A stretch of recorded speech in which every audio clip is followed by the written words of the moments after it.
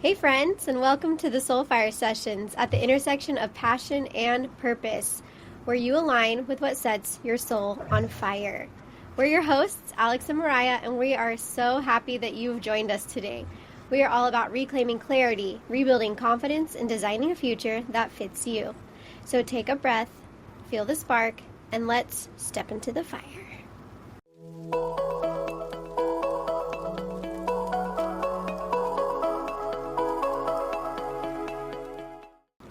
Hi, Mariah. Hey sister, how's it going? Good. How are you today? I am so good. I'm so excited to introduce our guest, Casey, who is a good friend of mine and my husband's. Brad, my husband, met Casey at the gym. That's right. He did. He did. And then Casey just became an extended part of our family. And Casey is extremely inspiring to me because of the way that he focuses on his physical health and his mental health and his spiritual health. And so I wanted to talk to him a little bit today about discipline. So like me, she probably thinks discipline equals freedom. A lot of people see it as potentially a regimented or something that they don't really want to do, and they just go with their feelings. And if we are moved and shaped by our feelings, we don't really have a true direction in life, I believe. So we got to stay disciplined in what sets our soul on fire, what moves us, what shakes us, what gets us going forward. Listen to this guy. Yeah, good. I also love the fact that you're talking about, if we just follow our emotions, we end up lost or in the wrong place. That's right, we do. I know I have. I know that I've let my emotions take me down dark paths, dark alleys over the past 2.5 years of my life, and so I've had to pull out of that and just say, hey, we're going to choose to follow discipline because it's kind of like the guardrails on the road. That's what they're there for. The road actually gives you freedom. That's what discipline does. That's awesome. I love that. So tell us more about discipline in your life. Like, how does that look for you? Discipline in my life, I probably am perceived as an extreme person when it comes to discipline. Yes, you are. It starts at 3 o'clock in the morning with me. I get up in the morning, and the first thing I do is thank God for the morning, thank God for the day, thank Him for the bed that I get to sleep in and rest in. This is what I do. You're going to get a little detail. And then I get out. As I'm making the bed, I thank Him for the bed, and I walk down the hallway, take a cold shower, come back and get 37 push-ups done and out of the way. 37? 37. Why 37? Because it's greater than 36. Simple, but it works, right? So Love discipline it. doesn't have to be completely strict. It just has to be happening. And then after I do that, I come upstairs, let the dog out, do my little regimen, and I sit down and have another prayer time with God and do some breath work. And it's out the door to the gym. Usually in the gym by about 4:15. And back home by about 5:30. Speaking of gyms, we need to get your husband back into the gym. Yeah. We'll talk about that off camera. We should, 100%. Right. So then you work out. Then what? Then you go to work? Now, I come home, I fix my first breakfast. Your first breakfast. My first breakfast, yeah. I'll have 2 breakfasts every morning. And I hear it's the most important meal of the day. it is. Why not do it twice? Right. Why not do it twice? And then I just get myself ready and head off to work. I'm usually at work by, say, 7 o'clock. And just go with the flow. And what do you do for lunch? This is where people probably think I'm crazy, but I usually go on Tuesdays and Thursdays. I run about 7 miles during lunch. And then on Wednesdays, I usually walk for about 55 minutes. And Mondays and Fridays on my lunch, I ride my bicycle for an hour and a half during the lunch hour. So I get an extended lunch on Mondays and Fridays. And then you go home after work. I go home, I prepare my last meal, love on my dog, and I'm usually in bed sleeping by about 8:30.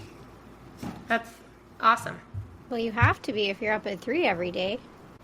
I said, that's crazy. It's not crazy. Crazy is,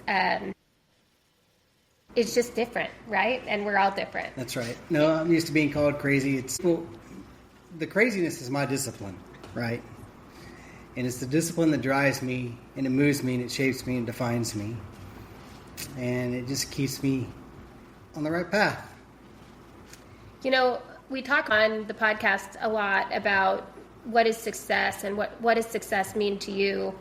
And I think oftentimes it's people's choices that get them to their version of success or keep them away from their version of success.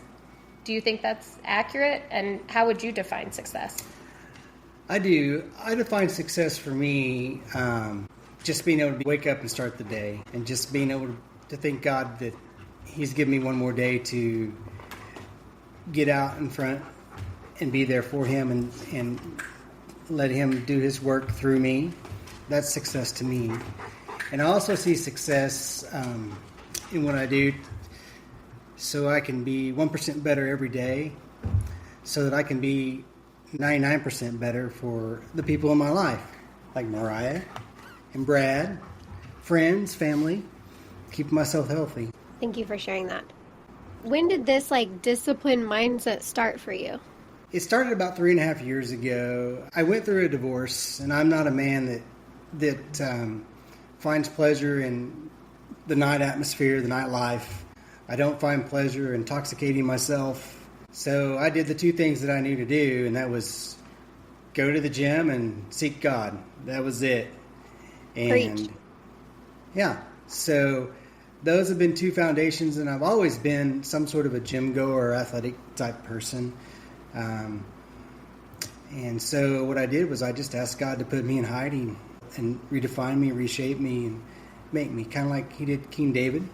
And through that's got me actually sitting here, because my regimen in the gym got me introduced to Brad, and on down the line, it's got me sitting here. So when I found that it was okay to love myself the right way, I want to emphasize, love yourself the right way so you can be better for those in your life.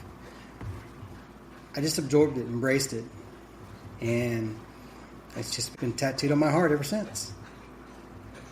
Casey, you also have some health issues that have been front of mind in your diet and things like that. How has that shaped your discipline and your decision making? Right. It's a good one. I have a condition called acute gout. It will be a part of me for the rest of my life. And I've had to work to manage that through diet, nutrition, instead of medication. So I went through every prescription, every medication to work to defeat, control, manage, get this gout situation under control. And the medications didn't work. And through the wisdom of my doctor, she finally said, you're going to have to defeat this majority through the diet, the nutrition. So that's what I did, and it just works. So. And what is gout? Gout is where the uric acid levels in your body raise above a certain level, and it turns into crystal around the joints. Most people get it in their big toe. I haven't it being acute. I get it in my right knee, and then my whole right leg can swell and get stiff and get bigger than two softballs. And so you have to eat healthy food. Yes. And I just believe that it's no longer my nemesis, it's my best friend, because it's one of the things that drives me, that keeps me down the path of great nutrition. I don't even like to use the word diet, because to me, diet dies. So yeah. I call it nutrition. Yeah, that's good. Yeah. Some of the things that I've heard you say is that we all have things in our life that we can choose to lean into or lean away from. And we have challenges, we have health issues, we have life challenges, whether it's divorce or relationship issues or whatever it is. And the thing that is so inspiring to me about you and your story is that you lean into it. And you choose the high road, the hard road, every single time, where most people, myself included, would be like, 3:30 in the morning? No way. Right. I choose sleep. 37 push-ups every morning? No thanks.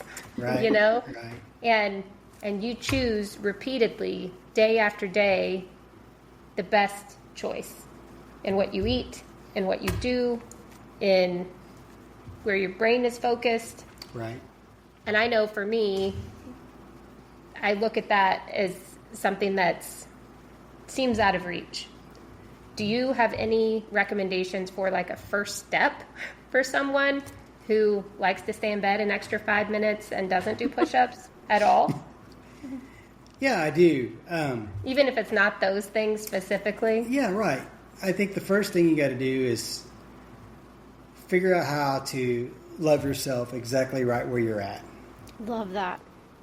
You've got to look at yourself in the mirror and go, you know what? It's okay. I love myself just the way I am. Because that's the way Jesus sees us. Yet he wants us to improve. So why would we not want to improve? And then the next question is that. What can I do today, just 1%, to be better than what I was yesterday? And can I do that 1% the next 7 days of my life? So you might perceive it as baby steps, if you will. So maybe it's setting your alarm instead of 5 minutes, 3 minutes early. You're 1% already better, you know? Incremental change. Incremental. It's very incremental. It's nothing... There's nothing huge, no big silver bullet, because you will become frustrated, you'll become discouraged, you will fail at it, and you will not want to do it again. Yeah. Because it's going to be hard. So what happens when you do fail at it? You learn in that moment. I know for me, I just sit there and absorb it and analyze it and think about it. What did I do in the beginning, in the middle, and then the end? And given this opportunity again, what would I do? How would I reapproach this? How could I see it coming? And how would I course correct in the middle of it? And how would it look finished? My wellness coach talks a lot about removing the all or nothing mind frame. And, you know, it can't be all or nothing. And you have to sort of take it one day at a time, one meal at a time, one workout at a time.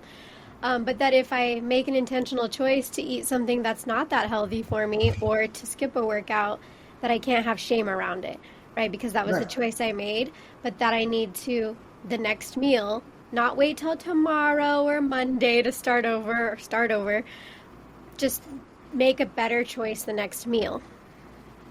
I love that. It's right. And you know, you'll eventually get to where you will go to the grocery store and you won't even go down the middle aisles. I don't. You'll eventually get that way.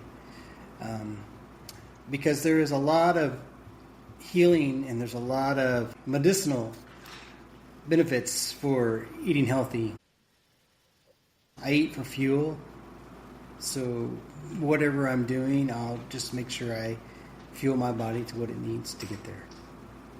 Yeah, that's awesome. My dad, who we've talked about several times on the podcast, he used to bless him. Rob's a great guy. Bless him. Brad even thinks so. We should bring him on the podcast sometime. Yes, we should. We can have him tell stories. Oh, my husband's rolling his eyes. But my dad used to carry like a couple celery sticks and a thing of carrots and for lunch, and I'm like, Dad, what is that? You know, and he's like, that's my lunch. I eat for nutrition, not enjoyment. Right. It's the same mentality, right? It's the same mentality. It is, and it doesn't happen overnight. There's so much addiction to sugar, and I won't go down this road because it's definitely a point of contingency. Let me put this in here. Sugar is my trigger for my gout. So I knowingly, intentionally don't have any sugars. Now, sugars is in quite a few things, but I don't eat anything that comes from a box or a can. Processed sugar. Yeah. But I think about that, like, just to, like, piggyback on that, how many of our listeners have triggers in their life that they know are triggers, whether it's alcohol or whether it's a person or whether it's a choice that they're making, that they make the conscious choice to say, nope, I'm not going to do that because that's not good for me. We'd like to say that we do that a lot of times, that we make those choices. But I know that I made Rice Krispie treats tonight with extra marshmallows. Yeah, they look good too. See? And because they sounded amazing. Did I know that it was probably not the best thing and that I should have cut up some apples and set them out? But Rice Krispie treats sounded good, So right. My discipline is not anywhere near yours. And I liken that to our listener, because if there's a scale of people that, and Casey's one extreme with extremely disciplined, I'd like to say Mariah's, maybe at the other end, and our listeners are probably in the middle. And just thinking about those daily choices that you're making to choose the better option, whether that's in who you're surrounding yourself with, where you're focusing your mind, how you're using your body, what you're putting in your body. And it just brings an awareness, at least to me, to how much control we actually have over those choices. Or we choose to let go of that control. Right. It's not hard. It's just a matter of... It is hard. Discipline. Yeah. It's hard. Discipline is hard. Is it? For those people that are not disciplined. Is it? I think. Casey, you didn't wake up one day and go, I'm going to get up at 3 a.m. I'm going to do 37 push-ups. I'm going to take a cold shower. I'm going to the gym 100 times. You picked one or two things that you did intentionally and then continually added things, right? That's exactly right. So like I said, you just start off small. You look in the mirror and you say, hey, today we're going to do whatever it is, and we're going to repeat it 7 times. 7's not a magic number. That's just what worked for me to develop a habit.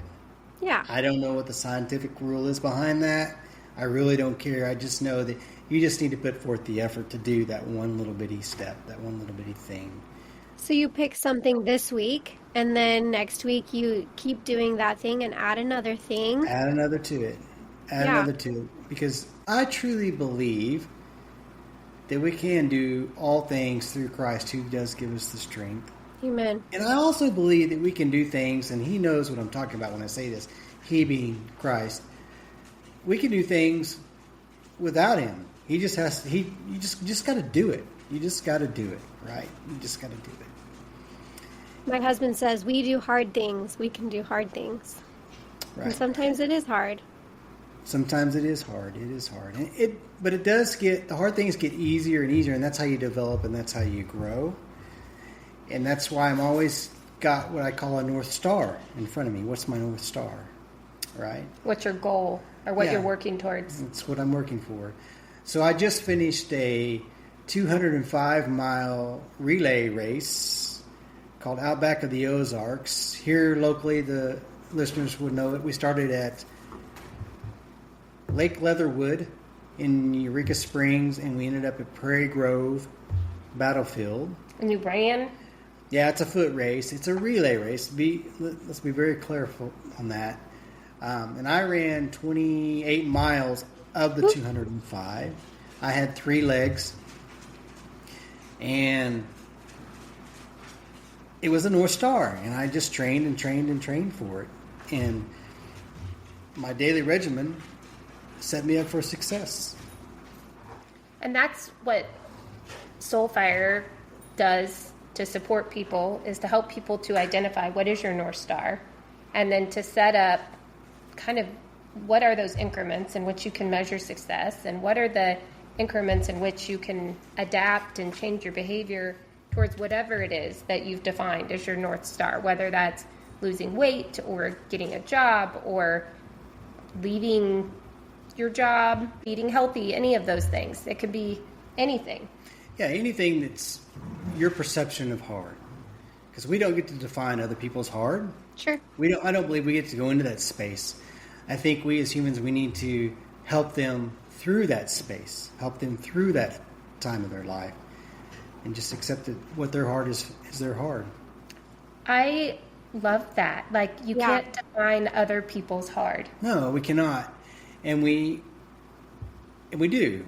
And I've been guilty of it, and I've seen where it's not worked out, and I've done because Casey's like, come on, Mariah, let's go run 28 miles. And I'm like, no, that's hard. And Casey says, no, it's not hard. It's not hard because there's always going to be somebody on planet Earth that's done something bigger, better, and stronger and more accomplished than you are. That's true. So you just need to keep yourself focused on who you are and do what you do and what's in front of you, I believe, and better yourself so you can be better for your friends, your family, your loved one, your neighbor, whatever. Because comparison is the thief of joy. That's what people always say that, and it sounds cliche, but it's what you're saying, right? You just focus on your race, your goal. That's right. Your milestones, because the person next to you is running a completely different race, Yeah. So something that's hard, that's not physically a challenge, would be a mental challenge, is not letting people steal your peace or have your joy. You've got to be strong enough and respect yourself and love yourself enough to hold your joy and your peace close to your heart so you don't give it away. So there's something that's hard, right? That's a good nugget of knowledge, though. I love that.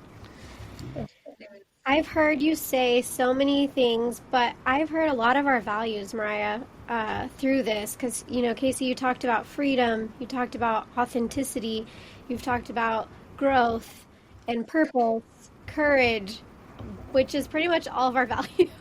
Mm-hmm. Yeah. It was beautiful, just, the way it came together and just talking about the way in which he lives. And I think people that are just listening are probably thinking Casey is some kind of saint and he's probably lived this life where, this is just easy for him. And as somebody who knows him personally knows, he's had a life of struggle and he's had a life of challenge and adversity, and he's had to work really hard at this, and he's still not finished. He is still going to continue to strive for greatness and push himself. And I think it's easy to look at someone who's at a different leg of the race or who's been conditioning longer for the race and say, oh, they've got it easy, or, oh, it must not be as hard for them or whatever.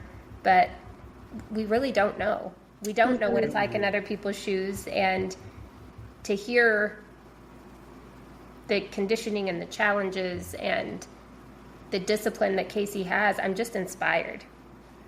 Because it makes me want to be more disciplined in areas of my life, and it makes me want to be more real and more clear with myself on what my goals are, so that I can also live more free. Yeah. I always had this image in my mind. Discipline is just like the road that we travel on. There's a reason there's guardrails. There's a reason there's a white line and yellow lines. There's a reason there's a double yellow line versus a dotted line. Those are all boundaries. But the road itself gives us the freedom to go to and fro, right? So if we stay the discipline, if we stay the right side of the road, you've got all the freedom you want. You can drive from New York to California and all the points in between. That's right. I want to circle back because you were talking about emotions in the beginning. How does discipline and your regimen that you have help you with your emotions? Oh, it's truly a foundation.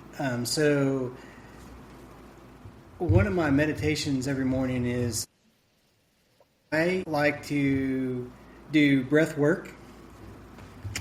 And in that breath work moment, there's some meditation that I do. And I always tell myself that I am physically, mentally, and emotionally strong and stable. And that I have power over my emotions, and that doing the strength training and the endurance training helps me to have that power over all those emotions.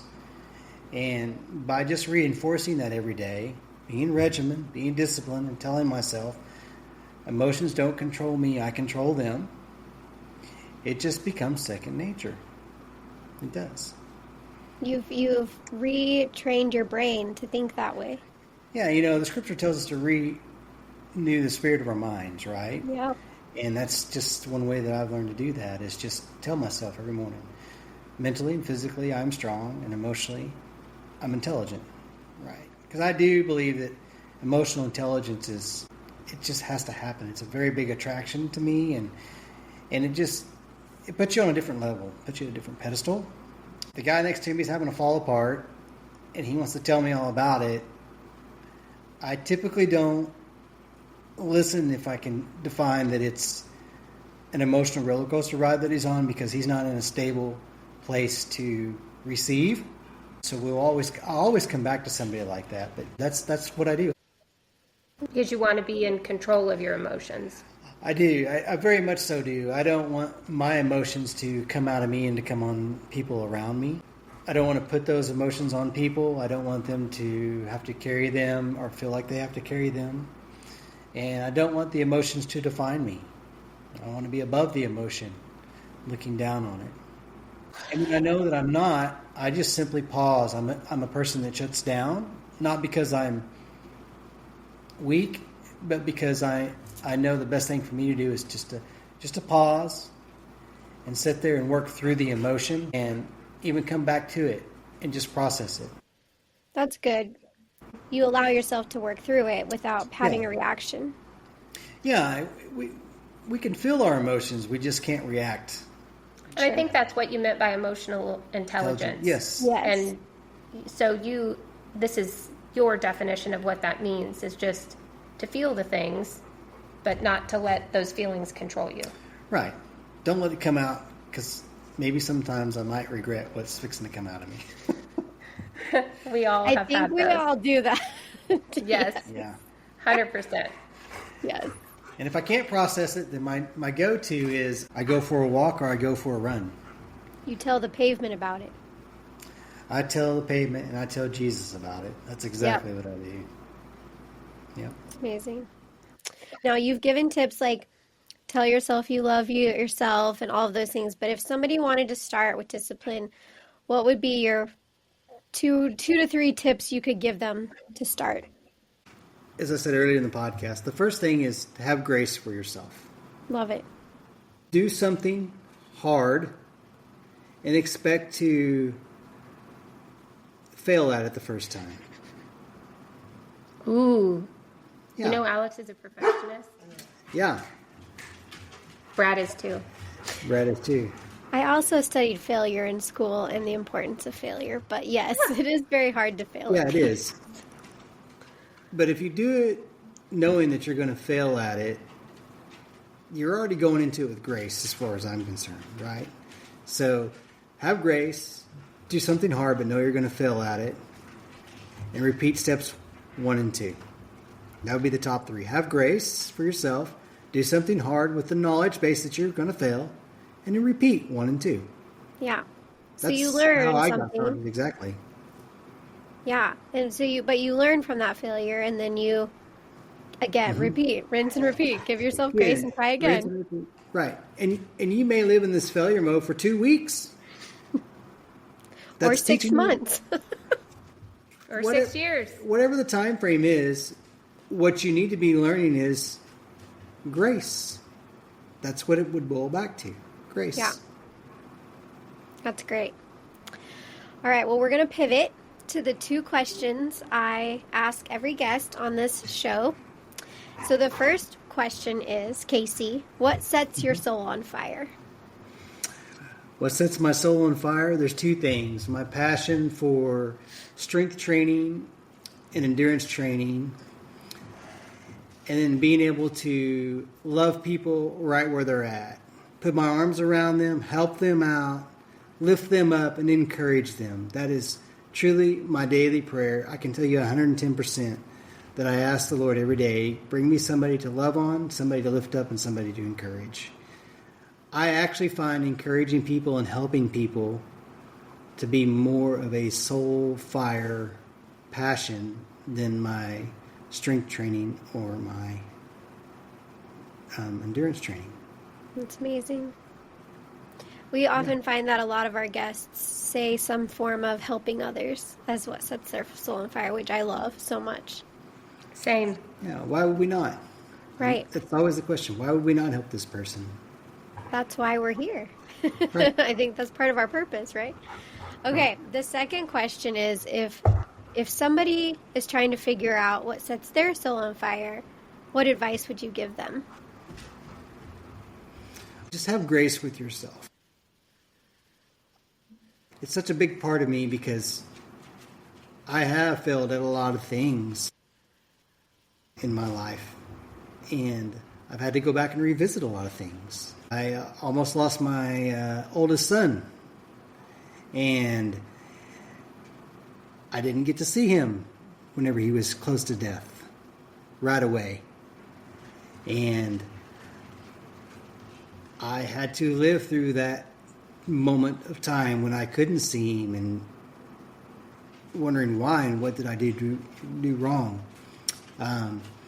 So I had to go back and go through grace for myself to be able to go and see him. And anyways, he's very well now, and we're all good. But I would say have grace for yourself. And grace meaning compassion. Compassion. Love yourself. Patience. Have understanding that what you're doing is not going to be easy, right? But keep doing it. Where it may not come right away. It may not be something that fully reveals itself or... Right. Keep digging. It may not fully, like you said, Mariah, show itself. But we all have, if we stop and search ourselves, we all have a passion that's very deep inside of us. And it may take some time for it to come out. But I think if you search yourself, you'll find your passion. You'll find what sets you on fire. I love that.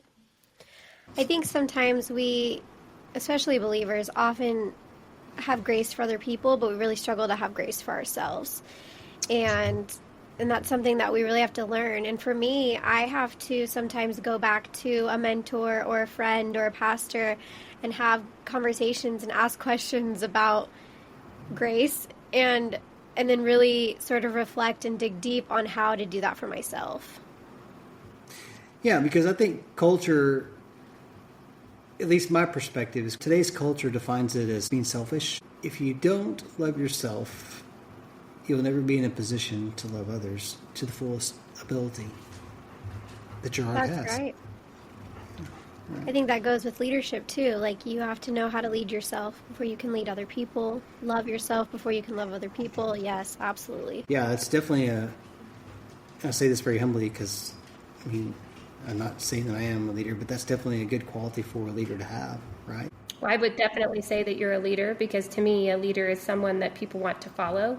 And, your story tonight and what you've shared with us is something that inspires me. I think it inspires Alex. It will inspire our listeners to be more disciplined and to live a more disciplined life, and one of grace and one of focus and intention. And I think we all can be better when we follow your nuggets of wisdom and the ways that you're modeling choice making, decision making. Yep. Just keep asking yourself the same question. Is this good for me? Does it fit? Is it good for me? Does it fit? Mm-hmm. Right? Is it good for others? Is it good for others? Yeah. Is this going to help me or enable me or inhibit me? Yeah. Right? It's good. Well, this was awesome. Yes. Thank you Thanks so for much, having me on. Casey. Yes. Yes. All right. Well, if our listeners want to find us, they can find us on LinkedIn, Facebook, Instagram, and at thesoulfire.com. That's right. Thank you so much, Casey, and we'll see you guys next time. Thank you. Bye. Bye.